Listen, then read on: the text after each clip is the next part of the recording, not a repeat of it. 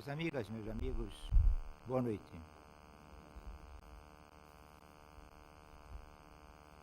A visão aqui do palco é muito bonita. Vejo pessoas ansiosas por luz, ansiosas por Deus. Mas também eu vejo semblantes carregados, semblantes cansados, depois de um dia estafante.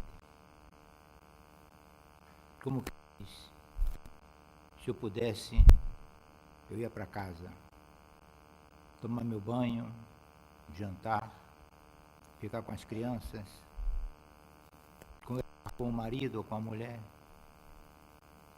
Mas não tem jeito. Eu estou perturbado mesmo. Estou cansado. Para ser um pouco mais claro, eu estou obsidiado. Será que eu estou dizendo? Confere com o que vocês estão pensando agora? Acredito que sim. Se não com todos, com a grande maioria. E se vocês estão obsidiados, por que estão obsidiados? Será que não tem uma maneira melhor, mais prática, ou mais confortável de vocês se livrarem dessas energias negativas, a não ser vindo no centro, ainda mais de noite, ainda mais um montão de gente, porque pelo que eu sei, pelo que eu conheço, tem dias de passarem de 100 o número de pessoas atendidas? Tem soluções muito práticas, muito fáceis, mas é preciso que cada um de vocês tome uma decisão.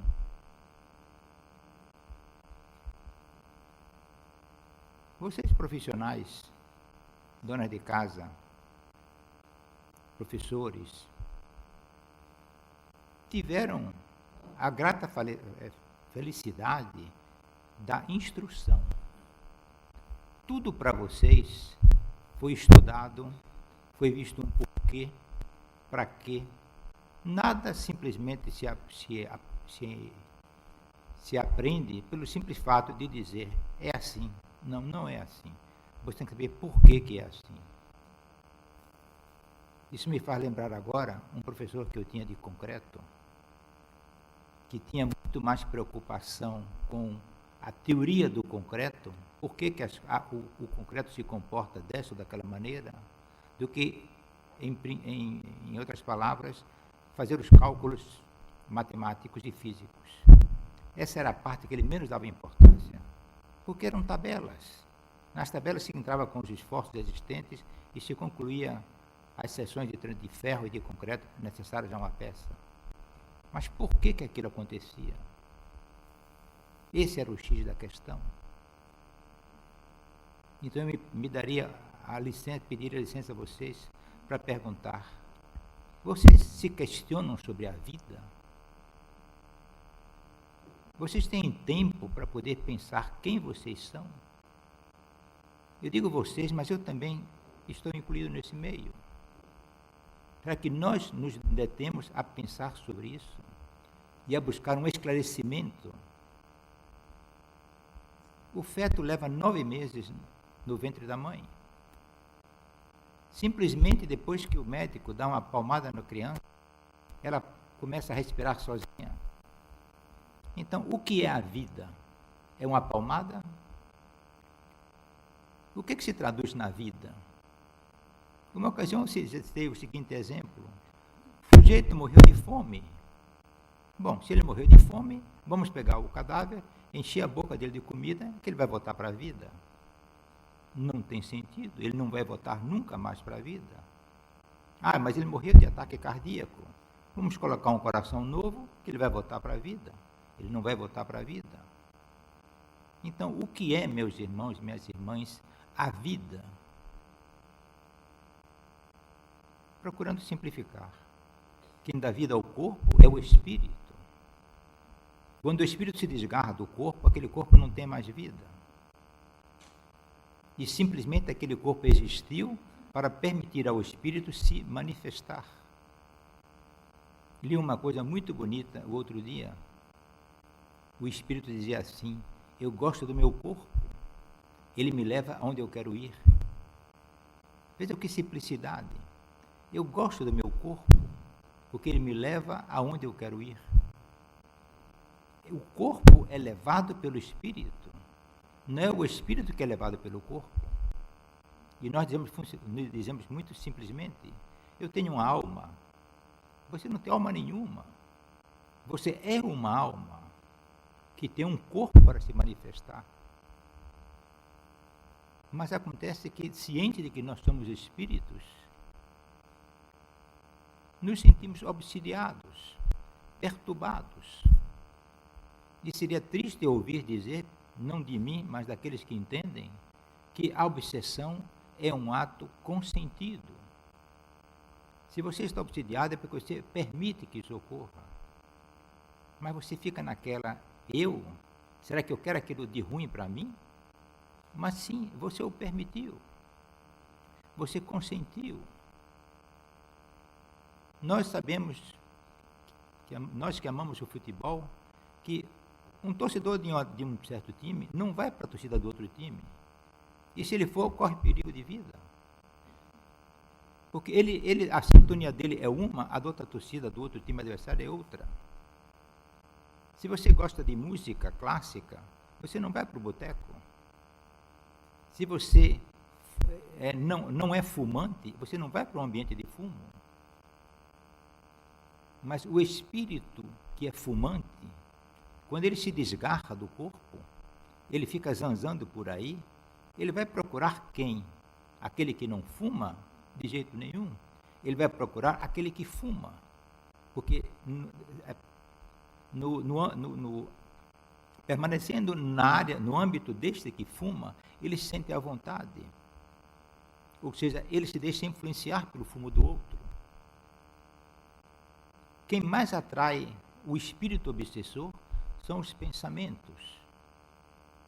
E, novamente, eu trago um questionamento para que vocês, com calma, durante a noite de hoje, durante a semana que continua, se permitam e se perguntem: em que é que eu estou pensando? Como eu conduzo meus pensamentos? Se eu conduzo meus pensamentos para tudo que é bom, um espírito perturbado nunca vai encostar, porque ele não vai se sentir bem. Se o espírito é de paz, ele vai procurar as pessoas da paz. Então eu vou questionar, e me permitam vocês, esse ponto. Em que vocês pensam o dia inteiro? O dia tem 24 horas. Você tem tempo para trabalhar, dormir, lazer, almoçar, ir para a academia, ir no médico, fazer compras. Tudo você tem tempo. Você teve tempo para Deus? Você, durante o dia de hoje, se lembrou de Deus? Se lembrou de que você é um espírito filho de Deus? Provavelmente não. Ou se você lembrou muito pouco. E se você lembrou, você não deu a si a força e o poder que você tem pelo fato de você ser filho de Deus. Sábado passado, eu estava em casa, não gosto de televisão, não pela televisão, mas pelo que a televisão oferece aos televisores, aos telespectadores. Não tem programa que preste.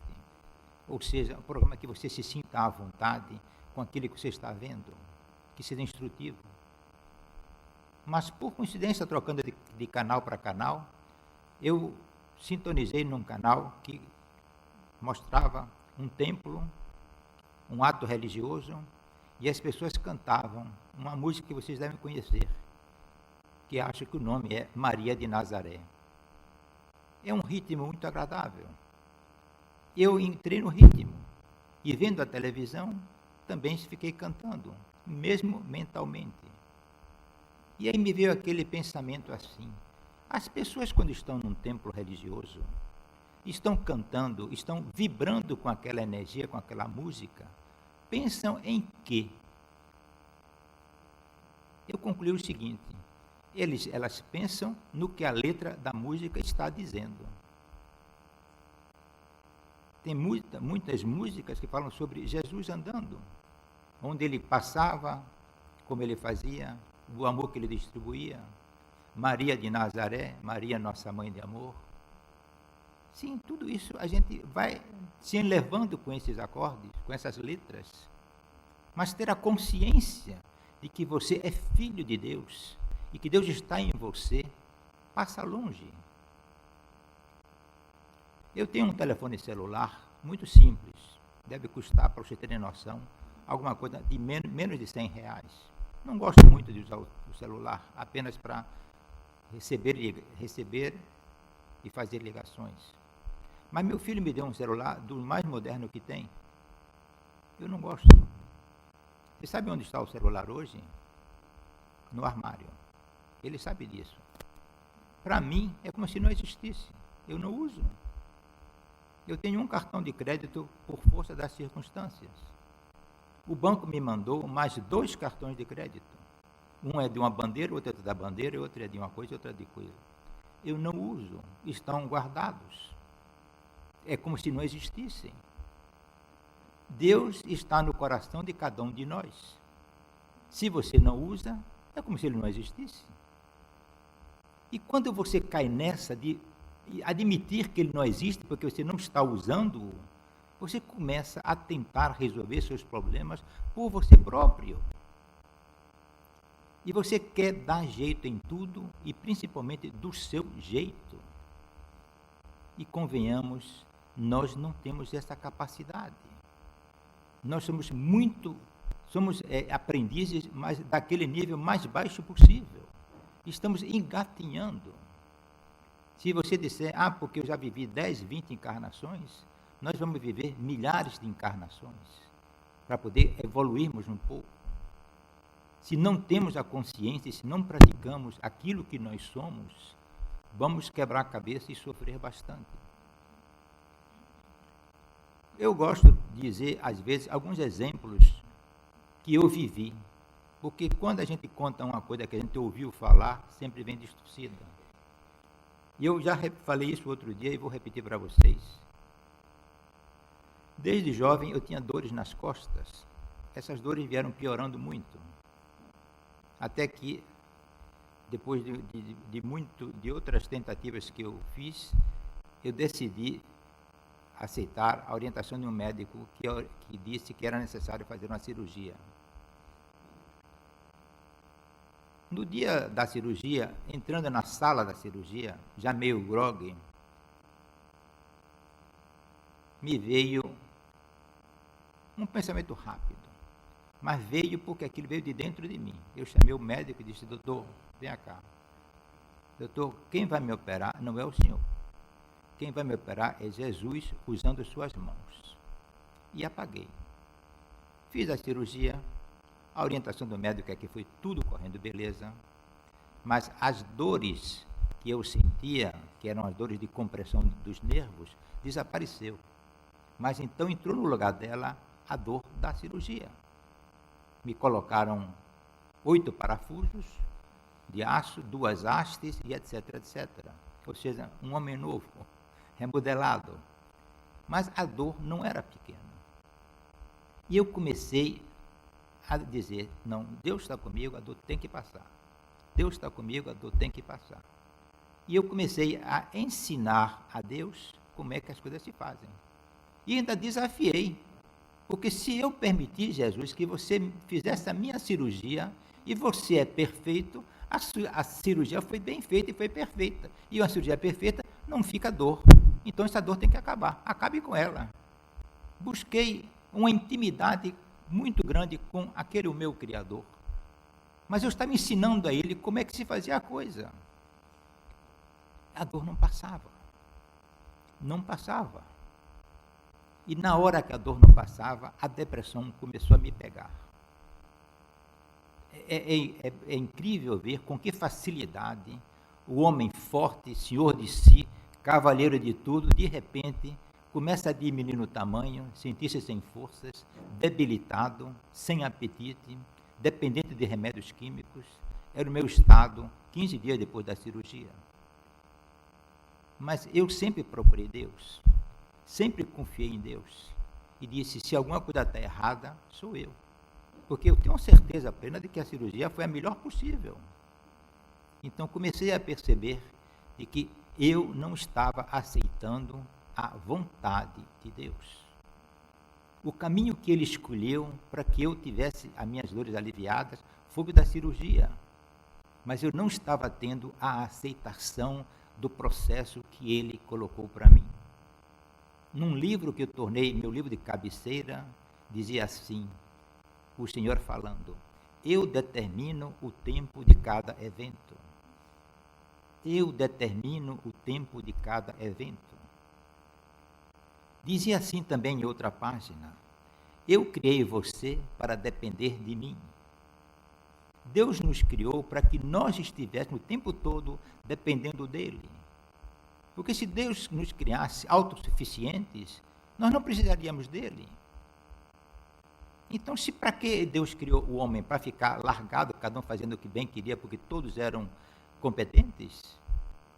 Deus criou o homem de uma maneira tal de que nós viemos de Deus e vamos ter de voltar para Deus. Deus é inevitável. Deus é inevitável. O homem, a criança, quando nasce, é uma parte do pai, uma parte da mãe. Sem essa união, não existiria a criança. Nós somos parte de Deus. Então, vamos ter que voltar para Deus. Mas o caminho de volta para Deus nos leva à aceitação de como Ele é, de como Ele age. E isso para nós, na vida moderna, na correria dos nossos dias, nem sempre é possível acontecer. Nos impomos perante o Deus maior, querendo ensinar como as coisas devem ser feitas. E não temos paciência. Não conseguimos mais simplesmente aceitar que o amanhã será melhor, de que nós dependemos dele, de que a fé é necessária. Jesus curou o cego. O cego, e Jesus depois disse ao cego, a tua fé te curou. O outro disse assim, Senhor, se quiseres, podes me curar. E Jesus disse, sim, eu quero. E curou. Mas na expressão, Senhor, se quiseres, podes me curar, já está implícita uma aceitação de que Jesus opere aquele milagre. E nós perdemos essa noção. Deixamos de ser crianças e passamos a ser adultos, conhecedores de uma verdade que nós próprios criamos. E achamos que tudo podemos. Esquecemos de ser crianças. Quando Jesus dizia assim, deixai vir a mim as criancinhas, ou quando dizia assim, aquele que não se tornar criança não entrará no reino dos céus, não está dizendo que nós adultos tenhamos um comportamento de criança, mas que nós adultos tenhamos um comportamento, temos a inocência da criança, a credibilidade da criança, a formosura da criança, em gestos, em palavras, em atitudes. No trabalho, eu tenho 3 desafetos. Na família, tenho 4. Na rua, tenho 5. No escritório, tem mais 2. Ou seja, eu tenho inimigos em tudo quanto é canto. Não concordo com o que as pessoas fazem. Critico todos que estão pela minha frente, certo? Tenho um temperamento de mau humor. A gente leva a vida assim, sem perceber o inferno que estamos criando para nós próprios.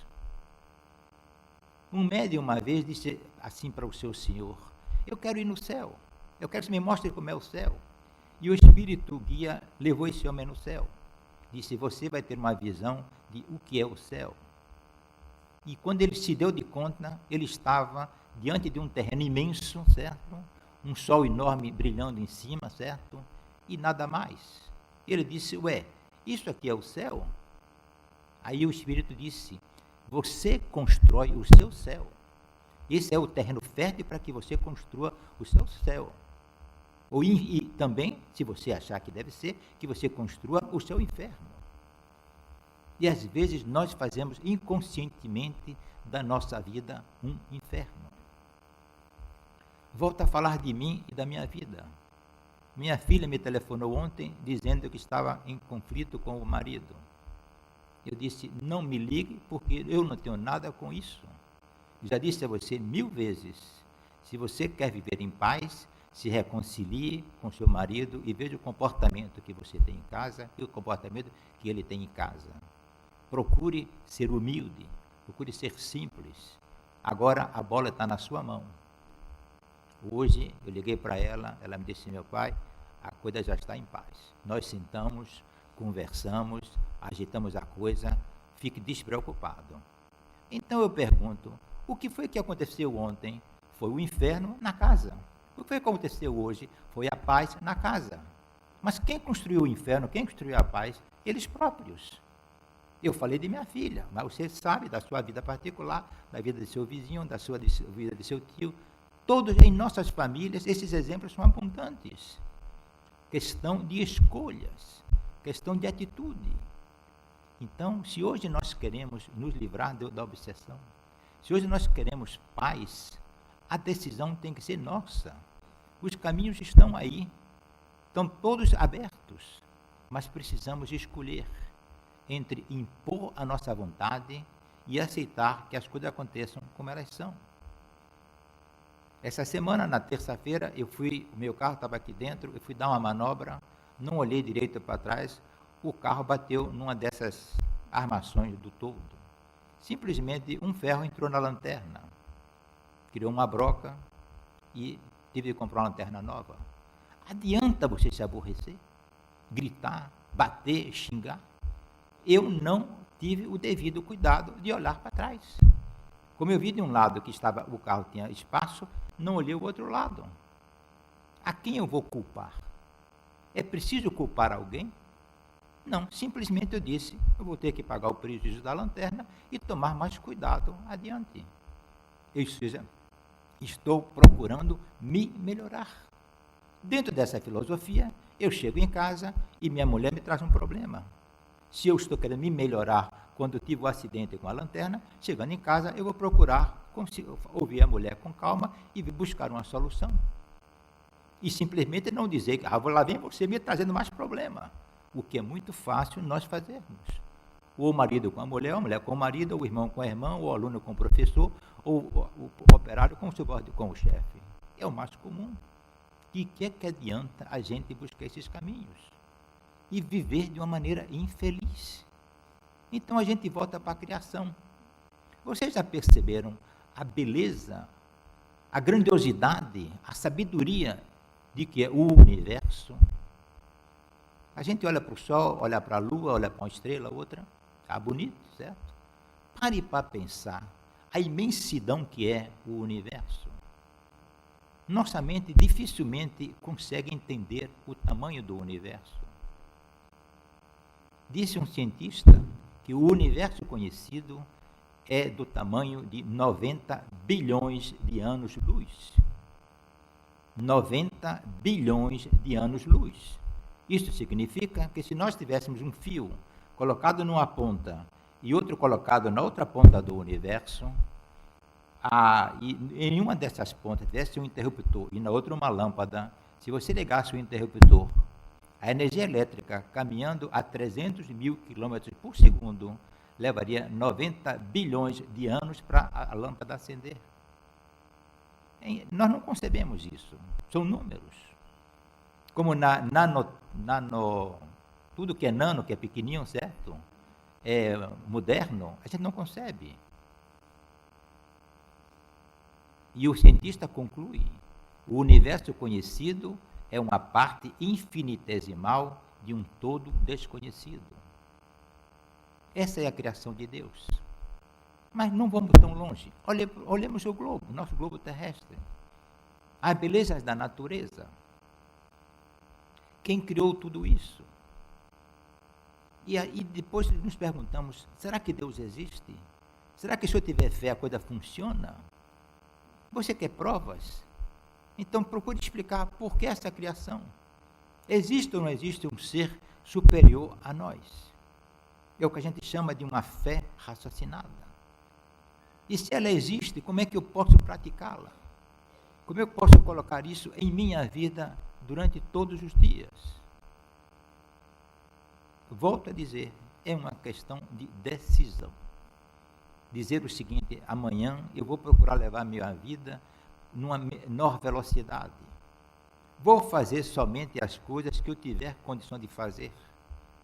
Vou separar um tempo para pensar em mim. Vou separar um tempo para pensar em Deus. E eu diria mais, não é separar um tempo para pensar em Deus. É você o dia inteiro fazer todas as suas atividades com sua mente voltada para Deus. Eu cito um exemplo. Quando um homem e uma mulher estão apaixonados, eles fazem tudo normalmente, mas não tiram o pensamento do amado ou da amada. Mesmo almoçando, mesmo trabalhando, mesmo em reunião, mesmo fazendo alguma coisa, o pensamento sempre está nele ou nela. Por que nós não podemos nos tornarmos apaixonados por Deus? Amar Jesus. Manter o espírito durante o dia inteiro voltado para Ele. Entendam, vejam, não é o amor conjugal, é o amor que vem do coração, o amor espiritual, voltado para o Criador. E também tem um aspecto que eu gostaria de ressalvar, a maneira fútil, vã, que nós costumamos usar o nome de Deus. Ah, se Deus quiser. É um tal de, se Deus quiser, como se aquilo fosse um bom dia, uma boa tarde. Vocês não percebem que quando a gente diz, se Deus quiser, e será que Deus não vai querer? Se Deus quiser, eu vou ficar bom. Será que Deus não quer que você fique bom? Nos carros tem um adesivo que quando eu vejo, toda vez que eu vejo e leio, aquilo me toca. Deus é fiel. Precisa você botar no seu carro, com respeito a quem de vocês tem esse adesivo, colocar no carro que Deus é fiel? Mas você se esquece de que o que deveria estar escrito naquele adesivo era assim: eu sou fiel ao meu Deus. Isso é o que é importante. Eu sou fiel ao meu Deus. Deus, se Deus me ajudar, eu vou conseguir comprar um apartamento. Se Deus me ajudar, meu filho vai passar no vestibular, vai fazer na prova, não conseguir um emprego. Por que é que nós usamos tão futilmente o nome de Deus? Irmã Dulce me dizia assim: não peça nada a Deus. Você não sabe o que é bom para você. Será que aquele emprego é bom? Maravilhoso. E daqui a 2 meses o que vai acontecer? E se o chefe do seu emprego, do seu antigo emprego era ruim, o chefe do novo emprego vai ser bom? Você tem alguma garantia disso? Alguma certeza? Não sabemos confiar. Mas nós confiamos no barbeiro, que pega uma navalha, uma gilete afiadíssima e passa na sua jugular. Nós confiamos no rapaz que fez a comida do restaurante, que você não sabe em que condições está a cozinha dele. Confiamos na babá que cuida do nosso filho, do nosso neto. E não confiamos em Deus. É simplíssimo. E depois nos queixamos e reclamamos da vida. Reclamamos que o dinheiro não dá, que estou desempregado, a perspectiva não é nenhuma. E nos esquecemos que nós somos filhos de Deus, que temos tudo dentro de nós. E exemplo disso, a minha vivência com a irmã Dulce foi muito pequena, mas foi muito frutífera. Vocês vejam, a irmã Dulce criou um empreendimento que está aí, que atende por dia milhares de pessoas. E muitas outras pessoas se preparam nos seus empreendimentos e não têm sucesso. É simples. Jesus disse assim. Vocês vejam quantas vezes eu repeti o nome de Jesus aqui na nossa conversa. E eu não estou tentando convencer ninguém, nem converter ninguém. Apenas mostrando, essa é minha bandeira. Se vocês acharem que a bandeira é válida, sigam. Se não acharem, tentem pelo menos descobrir. Mas vejam o seguinte, Jesus disse assim: buscai primeiro o reino dos céus e a sua justiça, e tudo o mais vos será dado por acréscimo. Vejam que professor e que simplicidade. Buscai primeiro o reino dos céus e a sua justiça, e tudo mais vos será dado por acréscimo. E mandou-se sair numa noite, encontra duas crianças na rua e simplesmente as acolhe. Não tendo o que fazer com as crianças, arromba uma porta e entra dentro desse lugar onde tinha uma pequena coberta e passa a noite ali com as crianças. O que foi que a irmã fez? Acolheu a criança como sendo o reino de Deus. O que foi que aconteceu na noite seguinte? Ela saiu e trouxe mais duas. O que foi que ela fez outra vez? Buscou primeiro o reino dos céus. Praticou o amor que Jesus ensinou. E depois o que aconteceu? Uma pessoa soube, foi lá, tomou uma providência, tirou daquele lugar pobre e colocou numa coberta melhor. E no outro dia a irmã trouxe mais dois e apareceu outra pessoa que ajudou e colocou no outro lugar melhor ainda. Ou seja, a irmã plantou o reino dos céus e tudo o mais que é o material foi chegando. Mas como é que nós fazemos? Não. Meu filho vai para a escola, meu filho vai se formar, meu filho vai ser engenheiro, vai ser professor, vai ser médico, meu filho, o menino depois já começa a ganhar o juízo, digamos assim, eu vou me casar, já sou formado, vou ganhar dinheiro, criar um patrimônio, e não sei o que, não sei quanto. Depois, se eu tiver em condições, talvez eu faça até um voluntariado. Ou seja, colocou todos os bens materiais, tudo que é posição, tudo que é influência, em primeiro lugar. Depois, se a vida permitir, ele vai ajudar os outros. Nós fazemos isso inconscientemente e muitas vezes somos educados dentro de casa e na nossa escola a fazer isso. Você tem que ser o melhor, você tem que ser o primeiro. Não importa os meios, como a gente tem visto nos nossos noticiários. O fim justifica os meios. E lá vem e tome um pisando no outro, um pisando no outro. Para quê? Para quê? Me lembro que uma ocasião, meu pai foi no enterro de um amigo e me levou, não sei porquê. Mude a roupa e vamos embora que eu vou para o enterro. E lá fui eu junto com ele para o enterro. Era novo, certo? Nunca tinha ido muito em enterro, até pagar a experiência de como é o enterro, valeu. E eu estou assim olhando para o defunto, me chega um outro velhinho junto de mim, que nunca vi na vida, e disse, está vendo? Brigou a vida inteira. E aquilo me tocou. Brigou a vida inteira para terminar a vida dentro de um caixão. Valeu a pena? Que sentido tem a vida se a gente procura simplesmente querer impor a nossa vontade, os nossos anseios, a nossa ambição? E como poderia e deveria ser feliz a nossa vida se a gente cedesse, se a gente doasse, se a gente combinasse, se a gente dividisse, ajudasse? Tudo é mais bonito, tudo é mais belo. Eu trabalho no segundo andar desse prédio, no ambulatório médico. Os nossos profissionais, médicos e dentistas, são voluntários. Não é um, dois, nem três, mas todos categoricamente dizem, venho para aqui fazer esse atendimento durante essa tarde, essa manhã, às vezes venho perturbado, mas saio daqui numa satisfação enorme. Porque fazer o bem traz o bem. Fazer o bem e ter o reconhecimento daquela pessoa que foi atendida, conforta a pessoa. E não é só isso, é que quando você faz o bem vem a você. Quando você ama, o amor vem a você. Também é válido o contrário. Quando você odeia, o ódio vem a você. E tem pior, quando você odeia, o ódio começa a lhe roer por dentro. E o primeiro sacrificado é você próprio. Quando um homem joga lama no outro, o primeiro a se sujar é ele, porque ele vai colocar a mão da lama para poder jogar no outro. Mas Jesus ensinou tudo isso. Amar, perdoar, ajudar, ser humilde, ser simples. E nós não é que nós sejamos errados ou nós não concordemos. Nós, geralmente, e na situação de hoje, não temos tempo de parar para pensar. Para parar e pensar. Eu gosto muito quando ouço uma mulher dizer assim, eu vou tirar um tempo para mim. É verdade. Às vezes as mulheres não têm tempo de cuidar de si, porque tem 1000 coisas para fazer. É bom cuidar de si, mas não é bom cuidar de si simplesmente no seu físico. É preciso cuidar de si emocionalmente, psicologicamente, espiritualmente. Ou seja, voltar às origens, voltar à casa paterna, praticar aquilo que Jesus nos ensinou de mais simples e mais humilde.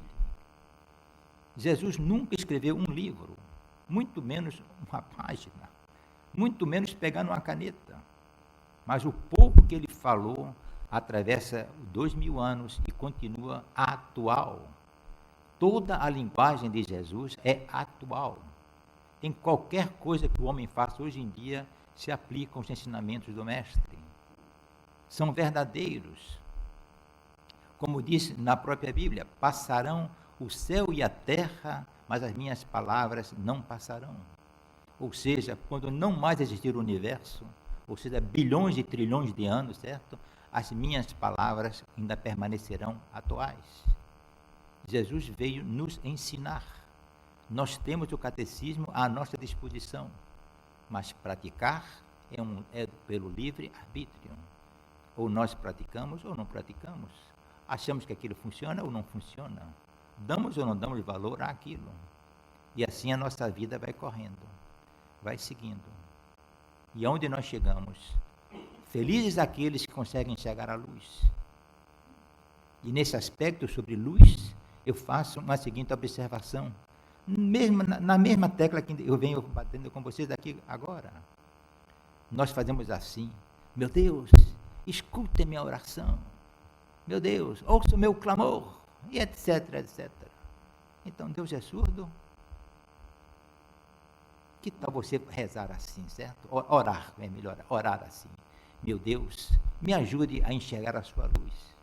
Porque Ele está presente. A luz dele brilha sobre nós.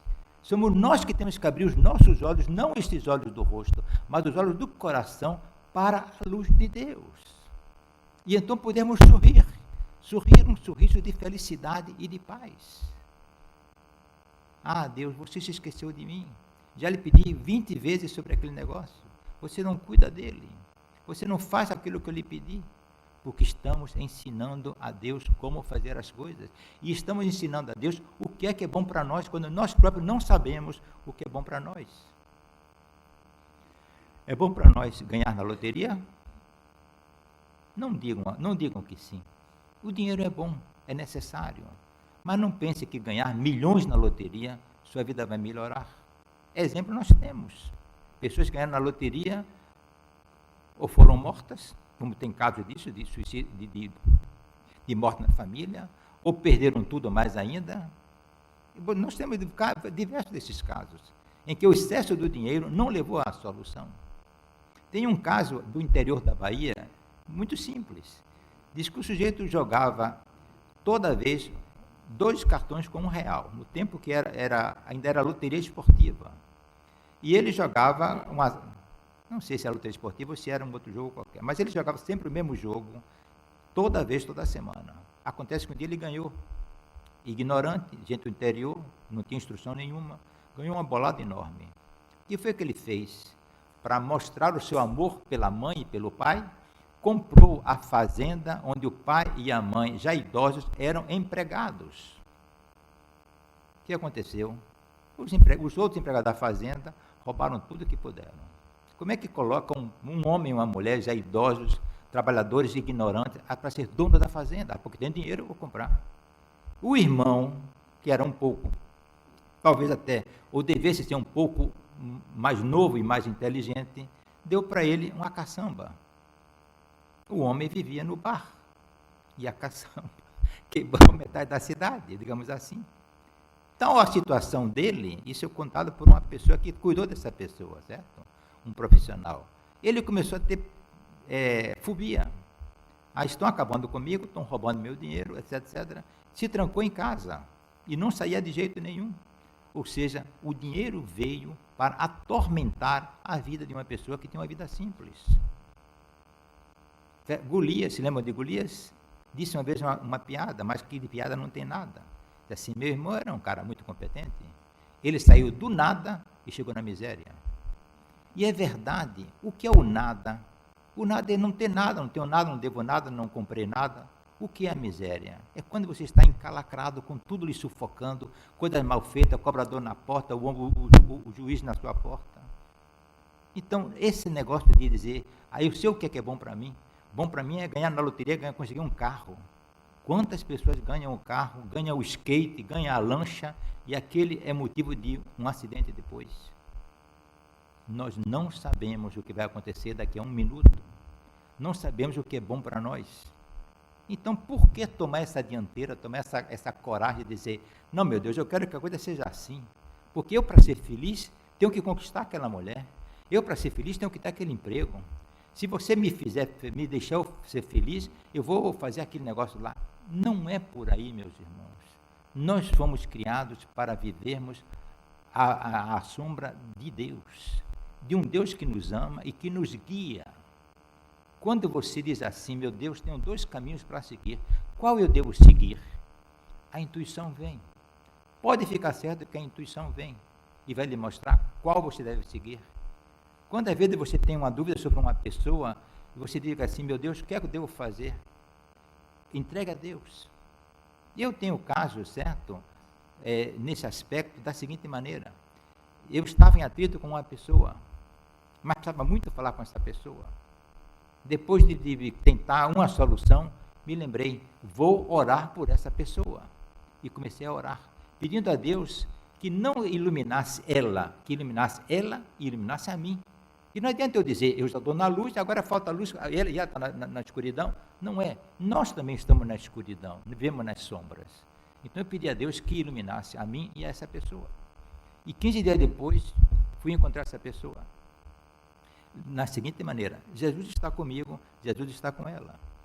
Pode ser Jesus, pode ser o Santo Antônio, o São João, o guia que você tiver, certo? A força universal, como chame do nome que você quiser chamar. Fui falar com essa pessoa.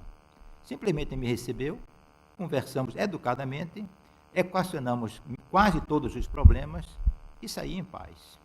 Então, quem foi que torceu essa pessoa para que fosse possível esse diálogo? A oração. Não só a oração que fez efeito sobre ele, a oração fez efeito sobre mim primeiro e também sobre ele. Por quê? Porque eu tenho um Deus superior. Ele também tem um Deus superior. E por coincidência, digamos assim, o Deus dele e o Deus meu é o mesmo. Então Deus quer que nós, como filhos dele, hajamos e vivamos como irmãos. E não como um sendo superior ao outro, ou como um querendo brigar com o outro. Aceitar isso com simplicidade, com humildade, simplesmente fortalece você. Pode ter certeza, minha irmã e meu irmão, que aquele que diz assim, eu não preciso de Deus, ele é um orgulhoso e um fracassado. Corajoso é aquele que diz, meu Deus, eu preciso de você, me ajude. Esse que é o corajoso, porque identifica um problema e busca a solução. O outro que é orgulhoso diz, não preciso de Deus, é um fracassado, é um quebrado. E depois, na hora que ele estiver na pior, não tem onde quem recorrer, vai ficar chorando. Mas Deus não quer isso. Mais cedo ou mais tarde, como diz aquela parábola das ovelhas, certo? Nenhuma ovelha será perdida. Aquela que se desgarrar, o pastor vai procurá-la. Nenhum de nós vai ser perdido. Ou nesta encarnação, ou na outra, ou daqui a milhares de encarnações, nós estaremos um dia nivelados, num nível superior, muito digno do reino dos céus, de Deus. É simples.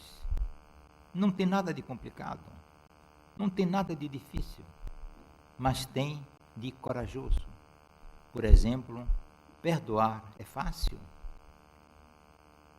É uma das coisas mais gratificantes para o homem saber perdoar. E não só isso, é inteligente o homem que perdoa.